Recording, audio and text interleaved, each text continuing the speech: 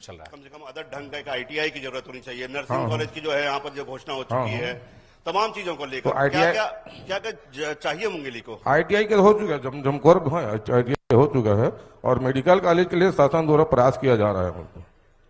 आपको लगता है जो प्रयास किए हाँ जा हाँ, रहे हैं हमको बिल्कुल लगता वो है काफी है? हमारे भाजपा सरकार में बिल्कुल 100% होगा, निश्चित समय हो जाएगा। चलिए रामपाल जी आपसे बात कर लेते हैं। बता रहे हैं सोनकर जी के प्रयास किए जा रहे हैं, लगता है आपको जो प्रयास किए जा रहे हैं वो काफी है और मुंगेली में जो काम हुए वो काफी है कि और मुंगेली कुछ चाहिए अभी भी? समझना ये होगा सर हमें कि क्या केवल घोषणाएं ही विकास के पैमाने हैं।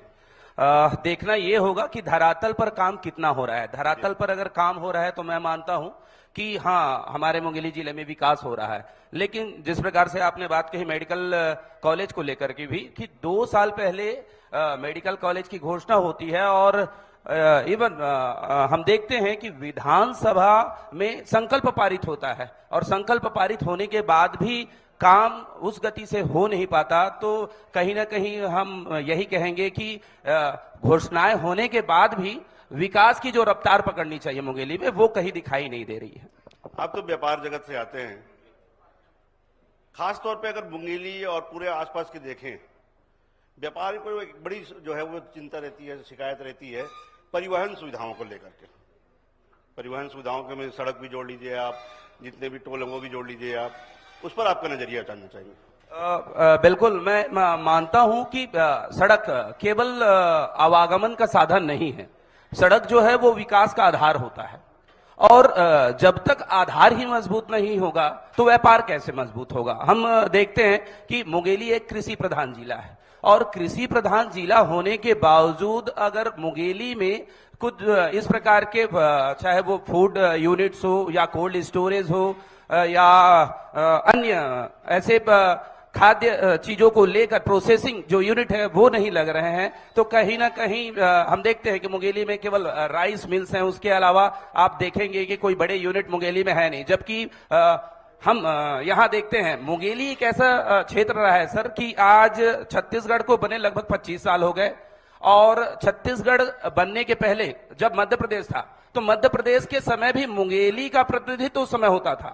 लगभग 89-90 की बात है, उस समय जब मध्य प्रदेश मंत्रिमंडल का गठन हुआ तो स्वर्गीय श्री भानु प्रसाद गुप्ता जी यहां से स्वास्थ्य मंत्री हुए थे कैबिनेट में, तो मुंगेली का प्रतिनिधित्व उस समय से रहा है, मुंगेली का वर्चस्व उस समय से रहा है। लेकिन अगर विकास के पैमाने पर देखा जाए तो कहीं ना कहीं वो धीरे धीरे जो कछुए की चाल है वो उस मंथर गति से चल रही है। हालांकि हम देख पा रहे हैं कि विगत 2 सालों से अगर देखें तो 2 सालों में बहुत कुछ बदला है। चाहे रोड को लेकर हो, हम देखते हैं कि अभी कल ही एक नया घोषणा हुआ जिसके लिए बजट जारी हुआ है, नांदघाट से लेकर मुंगेली तक की सड़क, और अभी सेठगंगा रोड जो है, हालांकि कुछ दूर की रोड अभी भी खराब है लेकिन कवर्धा तक रोड कनेक्टिविटी बढ़ी है, बिलासपुर से मुंगेली की रोड कनेक्टिविटी बढ़ी है।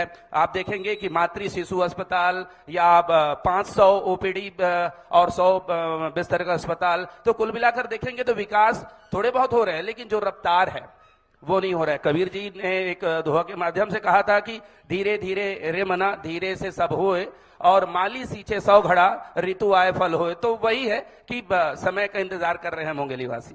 तो घोषणाएं तो हो रही है लेकिन विकास की जो रफ्तार है वो काफी धीरे है, ये मैं कहना है। श्रीकांत जी आपसे बताना चाहूंगा, घोषणाएं तो हो रही है भाई, कृषि प्रधान क्षेत्र हैं, लेकिन कोल्ड स्टोरेज की बात कर लें, यहाँ पर जो है फूड प्रोसेसिंग यूनिट की बात कर लें, कवर्धा में फूड प्रोसेसिंग यूनिट आ गया, तो क्या श्रीकांत जी महसूस करते हैं कृषक होने के नाते? मुंगेली वास्तव में कृषि प्रधान क्षेत्र रहा है, पहले से ही रहा है, और मैं ये समझता हूं कि कृषि प्रधान यहाँ पर जितनी इंडस्ट्रीज हैं, जैसे आप कोल्ड स्टोरेज की बात कर रहे हैं, निश्चित रूप से ये स्वागत करने योग्य है और लोगों ने बीच में प्रयास भी किया था लेकिन वो फलीभूत नहीं हो पाया है। जहां तक लॉजिस्टिक्स का सवाल है, यहाँ जो साग सब्जी हो सकती है, यहाँ पर जो अनाज हो सकता है, वो तत्काल यानी पेरिशेबल आइटम जो है, अगर मुंगेली से बाहर ले जाने की व्यवस्था हो, जैसा कि रामपाल भाई ने कहा कि सड़क ही जो है वो व्यवस्था का मूल आधार है समझ लीजिए, तो ये सब चीजें जो है इससे अभी मुंगेली वंचित है। और मैं ये समझता हूं कि अगर मुंगेली केवल कृषि पर ही आधारित है, जैसे यहाँ कोई खनिज नहीं है, कोई इंडस्ट्रीज मुंगेली कृषि के अलावा और कोई भी इंडस्ट्री यहाँ आने की कोई संभावना नहीं है, तो क्यों नहीं इसको हम दूसरे परिप्रेक्ष्य में देखें। जैसे कोटा है, कोटा एक एजुकेशन हब है, तो मुंगेली को भी एक एजुकेशन हब में अपन कन्वर्ट कर सकते हैं। जिस तरह से बेंगलोर है, पुणे है, हम ये देखते हैं कि ये जो है सॉफ्टवेयर के लिए हब है, तो क्या मुंगेली में वो संभावनाएं नहीं बन सकती? बिल्कुल, मुंगेली में क्या वो संभावना नहीं बन सकती? हाँ, ये वो भी बहुत बड़ा सवाल है। जी हाँ। लेकिन मैं एक बार श्रीकांत जी ये जानना चाहूंगा सिंचाई को लेकर। भाई सिंचाई को लेकर एकमात्र देखिए आगर नदी है, आगर नदी है कि फरवरी में सूखने लग जाती है। कभी इस और आपने को सिंचाई की सुविधा को लेकर ध्यान नहीं आकर्षित कराया कभी? हाँ, सिंचाई की सुविधा के संदर्भ में मैं ये कहना चाहूंगा कि मुंगेली में सिंचाई की सुविधाएं निरंतर बढ़ी हैं, इसमें कोई विराम नहीं लगा है। एक समय था जब मैं 1980 से जानता हूं, एक ट्यूबवेल से दूसरे ट्यूबवेल की दूरी जो थी वो एक किलोमीटर थी। आज वो प्रतिबंध हट गया है, आज हर खेत में एक बोर हो रहा है। मतलब ये है कि निश्चित सिंचाई की सुविधा तो बढ़ रही है, लेकिन इसके साथ ही साथ जो हमारे मिनरल कहना चाहिए कि नेचुरल रिसोर्सेज हैं, उसका हम जो है वो असीमित दोहन कर रहे हैं। तो ये असीमित दोहन रोकने के लिए, या फिर ये समझ लीजिए कि ये अभी जो हम पानी का संकट यूज कर रहे हैं सिंचाई की वजह से, गर्मी का धान नहीं ले पा रहे हैं, या वाटर लेवल हमारे यहाँ डाउन हो रहा है, तो मेरा ये कहना है कि अभी जो सरकार ने एक योजना लाई है वो है VBG राम जी।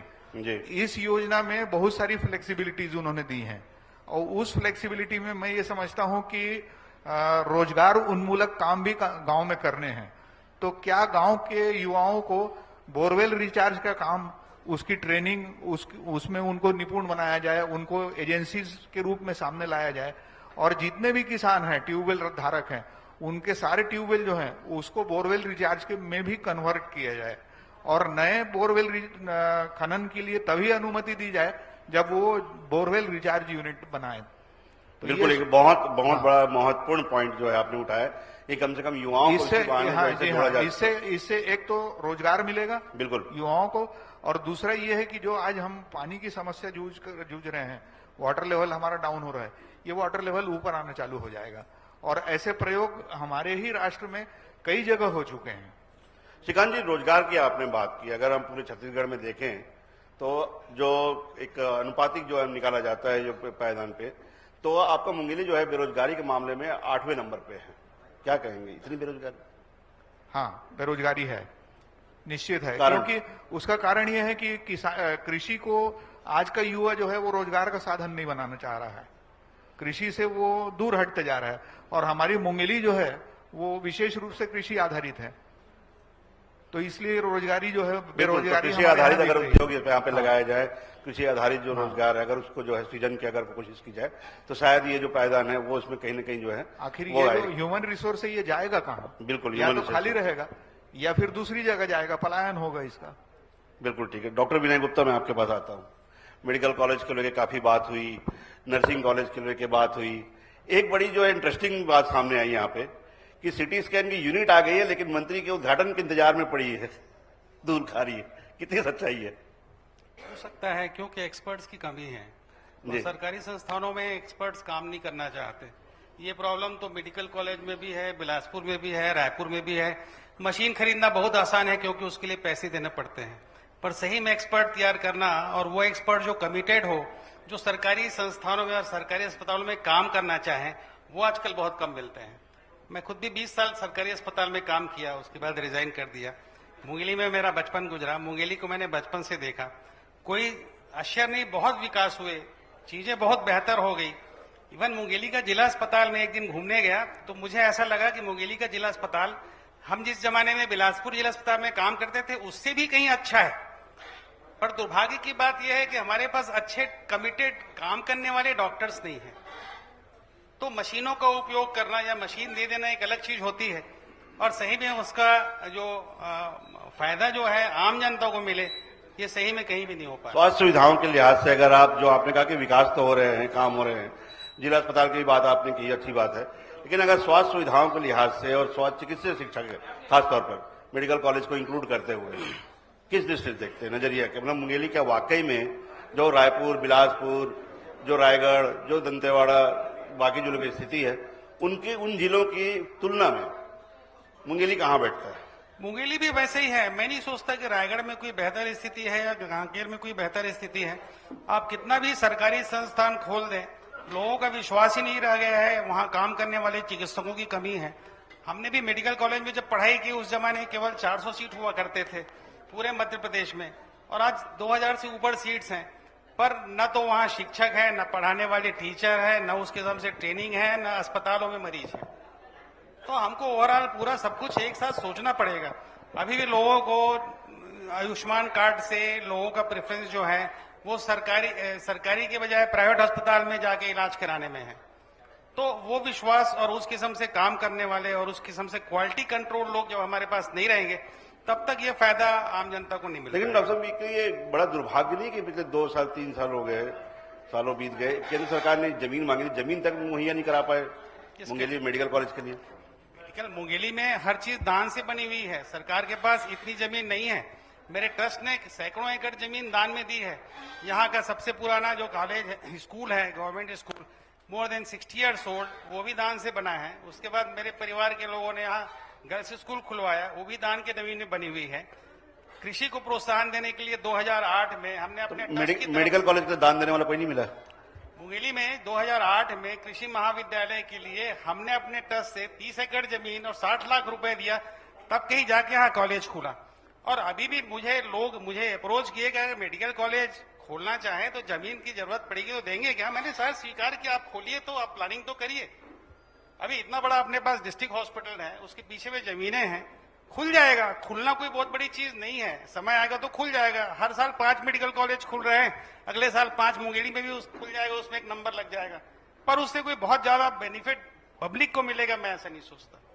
बिल्कुल ठीक बात है। कहना सही है कि जिस तरह से लोगों की रुचि का जो बात है कि सरकारी संस्थानों में, सरकारी अस्पतालों में या सरकारी मेडिकल कॉलेज में जो काम नहीं करना चाहते, एक बहुत बड़ा विषय आपने उठाया है, एक बड़ा सवाल आपने उठाया। लेकिन सोनकर जी, एक सवाल मैं आपसे पूछ रहा हूँ, पूरे भारत में जिस तरह से केंद्रीय विद्यालयों की श्रृंखला खुली है, भाई आप रायपुर में भी देखिए, रायपुर समेत पूरे जिलों में देखिए, कम से कम एक केंद्रीय विद्यालय तो सब जगह स्वीकृत हुए। हाँ। मुंगेली में एक भी केंद्रीय विद्यालय नहीं, आपको चिंता का विषय नहीं लगता? नहीं, उसकी मांग तो चल रही है। और केंद्रीय विद्यालय की दिशा में जैसे नवोदय विद्यालय अभी है वहाँ बोधा में, और एक यहाँ झगरट्टा के आसपास का वहाँ भी खुलने वाला है, चल रहा है। और केंद्रीय विद्यालय के लिए प्रयास चल रहे हैं, वैसे तो नहीं। तो इसके लिए प्रयास अगर उन्होंने जनप्रतिनिधियों ने जो भी किया, लेकिन आप लोग, भाई आप लोग शहर के जागरूक नागरिक हैं, जनप्रतिनिधि हैं, आप लोगों ने कभी इस विषय में चिंता जाहिर नहीं की? नहीं, हम लोगों की तरफ से मांग जाते हैं। हम लोग हमेशा जब मिलते हैं तो इस बात की मांग करते हैं, और शासन से आश्वासन नहीं मिलता है कि समय आने पर कर दें करके इस विषय में। और वैसे मेरे हिसाब से मुंगेली जिले में शिक्षा के स्तर में उत्तरोत्तर उन्नति हो रहा है भाजपा कार्यकाल में।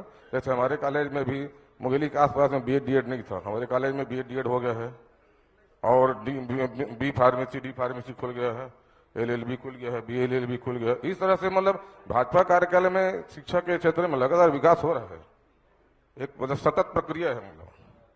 बिल्कुल, तो वो भी जल्दी उम्मीद करेंगे जल्दी से उसका भी जो है वो स्वीकृति आए और जल्दी पूरा। लेकिन रामपाल जी, जिस तरह से व्यापार जगत की बात कर रहे हैं, हम शिक्षा की बात कर रहे हैं, स्कूलों की बात कर रहे हैं, होने वाला है, हो रहा है शब्द बार बार आता है, हो चुका है ये शब्द क्यों नहीं आता?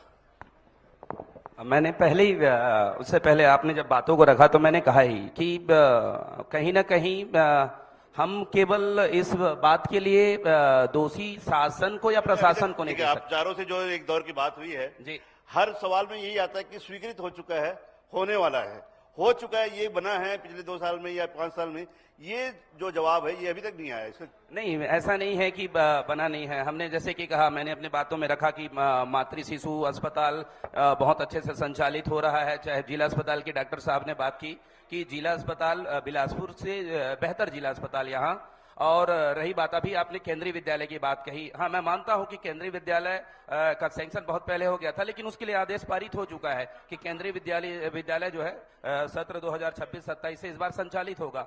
तो रही बात, ऐसा कहें कि जिला के अनुरूप अगर देखें, बड़े इंफ्रास्ट्रक्चर की ओर देखें, तो कहीं ना कहीं उस बात की कमी दिखाई देती है। लेकिन एक बात हम ये देखते हैं कि किसी भी जिले में अगर सुविधाओं की शुरुआत होती है तो वो जन सुविधाओं से ही होती है। हम मुंगेली के लोग जो हैं, अगर बात करते हैं कि आसपास बड़े बड़े जिले हैं, चाहे वो रायपुर हो या बिलासपुर हो, तो कहीं ना कहीं आप देखेंगे कि शासन प्रशासन के द्वारा जो बड़ी योजनाएं हैं वहां पहले प्रमोट की जाती है। जैसे हमारे यहाँ अभी निर्माणाधीन नालंदा जो परिसर है, लाइब्रेरी, वो निर्माणाधीन है। और उनके अलावा अगर आप देखेंगे तो बच्चों के शारीरिक गतिविधि खेल विकास के लिए भी अगर स्पोर्ट्स कॉम्प्लेक्स, ये निर्माणाधीन है। हाँ, आपने बिल्कुल एक बात जो कहा मैं उससे सहमत हूं कि हुआ क्या है। मैंने अपनी बातों को पहले मेरा सवाल था कि हुआ क्या है। हाँ, मैंने अपनी बातों को इसीलिए कहा कि मुंगेली का एक प्रकार से दुर्भाग्य कहेंगे। दुर्भाग्य इसलिए मैं कहूंगा, मैंने जैसे कि बताया कि 90 के दशक में भी यहाँ का व्यक्ति मध्य प्रदेश शासन काल में कैबिनेट में मिनिस्टर रहा। आज मुंगेली पिछले 15 साल से बिलासपुर संसदीय क्षेत्र से मुंगेली का व्यक्ति प्रतिनिधित्व करते आ रहा है। मुंगेली से कैबिनेट राज्य मंत्री केंद्र में मौजूद है, मुंगेली से डिप्टी सीएम है। उसके बावजूद अगर देखें विकास की अगर अपेक्षा उस हिसाब से करें तो निश्चित रूप से उपेक्षा ही मिलती है। लेकिन मैंने जैसा कि कहा कि धीरे धीरे ही सही विकास की ओर अग्रसर हम हो रहे हैं और उम्मीद करते हैं आने वाले समय में ये जो कुछ खामियां हैं उनमें सुधार होगा। आपके इस चैनल के माध्यम से शायद बात शासन प्रशासन तक पहुंचे और लोग इस ओर ध्यान दें, तब ये बात जो आपने कहा चाहेंगे कि हमारे इस मंच के माध्यम से आप लोगों की बात शासन प्रशासन तक पहुंचे, जनप्रतिनिधि तक पहुंचे, उन जिम्मेदार लोगों तक पहुंचे जो इस पद में बैठे हुए हैं, जो सक्षम है ये सब तमाम काम कराने के लिए। तो अपन भी यही चाहेंगे और इसीलिए ये मंच सजाया गया है। बिल्कुल श्रीकांत जी, एक आखिरी सवाल लेकर मैं आपके पास आता हूँ।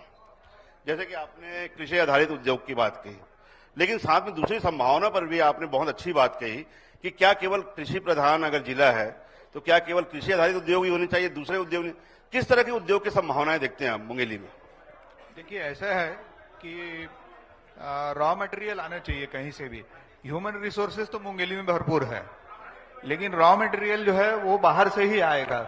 तो जो लॉजिस्टिक का प्रेशर है, यानी रॉ मटेरियल बाहर से यहां आना, प्रोसेस होना और प्रोसेस होकर यहां से बिकना, ये जो है कीमत बढ़ा देगा किसी भी चीज की। इसीलिए मेरा ये कहना है कि जो हमारे पास यहाँ पर कच्चा माल है उसी कच्चे माल का प्रोसेसिंग हो। और वो प्रोसेसिंग जो है, जैसे कृषि है, कृषि के संदर्भ में मैं एक अपनी कठिनाई बताता हूँ। जैसे आपके यहाँ मान लीजिए 10 आम के झाड़ हैं, आपके यहाँ हल्दी उगाते हैं, आपके यहाँ मिर्च होती है, आपके यहाँ धनिया होता है। अगर आप उस आम को काट करके अचार बनाते हैं और अचार को बाजार में बेचना चाहते हैं, यानी एक किसान से वैल्यू एडिशन करके थोड़ा किसानी से अपना पैसा, अपनी आय बढ़ाना चाहते हैं, तो आपकी आय नहीं बढ़ेगी, बल्कि आपके दरवाजे में कभी FSSAI आ जाएगा, कभी नापतोल वाला आ जाएगा और दुनिया भर की बातें हो जाएंगी, जिससे आप जो है वो प्रोसेसिंग की मुद्दे से हटना चाहेंगे, यानी ये एक झंझट मानी जाएगी। यही एक कारण है कि मुंगेली में कृषि में भी विकास नहीं हो रहा है। बिल्कुल, मतलब प्रशासन का सहयोग भी चाहिए, जिससे कि यहाँ के जो लोग हैं, संभावनाएं तो अपार है। हाँ। लेकिन कम से कम उसमें प्रशासन का जो सहयोग है, आधारित संभावनाएं भरपूर है। प्रशासन का सहयोग जो है उसके बाद ही जो है ये जन भागीदारी से ही हो सकता है। ये बिल्कुल श्रीकांत जी इस बात का स्वागत है। और जो सवाल तो बहुत सारे हो सकते हैं, लेकिन जो संभावनाएं जो आपने देखी श्रीकांत जी और रामपाल जी और सोनकर जी और खासतौर पर डॉक्टर साहब आपने जो बताई है कि मुंगेली में अपार विकास की संभावनाएं हैं। जरूरत है तो उनको जो है अमली जामा पहनाने की, जरूरत है तो योजनाओं की, और जरूरत है तो वहां पे प्लानिंग की। उम्मीद यही करेंगे कि इस मंच के माध्यम से वो तमाम बातें जिम्मेदार लोगों तक पहुंचे और वो बातें जो है प्रशासन की तक पहुंचे, ताकि जो है जितनी भी संभावनाएं हैं वो फलीभूत हो सके और वास्तविक रूप में उसे जो है अमली जामा पहनाया। आप चारों मेहमान मेरे साथ जुड़े, आप लोगों से चर्चा हुई, सार्थक चीजें निकल कर आई। बहुत बहुत धन्यवाद आपका इस मंच के माध्यम से। बहुत बहुत धन्यवाद सर।